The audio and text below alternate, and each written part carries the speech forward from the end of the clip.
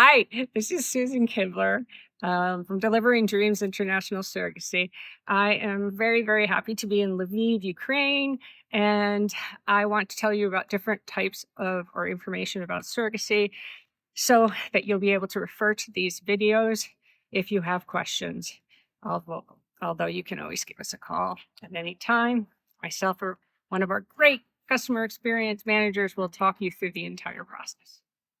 I want to talk about PGD, PGD-A, NGS. It's called a lot of things now, PGD-24. What it is pre-implantation genetic testing, or NGS is called next generation screening. Sometimes they refer to it by the other names I mentioned. It is when they test the embryo before it is frozen.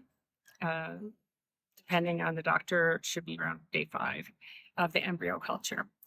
They take a tiny, tiny, tiny bit of the cell, and it's taken from outside part of the cell, so not the actual genetic information.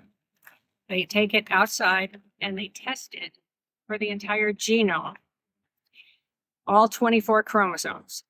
And the purpose of this is to see if there's any genetic abnormalities. And the way we do it, and next generation screening is the most advanced technique of this.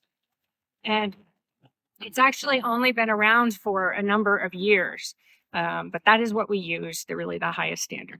And the purpose of this is to find out if there are any problems with any of those 24 chromosomes. Because if they are, problems with the genetics are the biggest reason you're going to have a miscarriage in the first month and a half.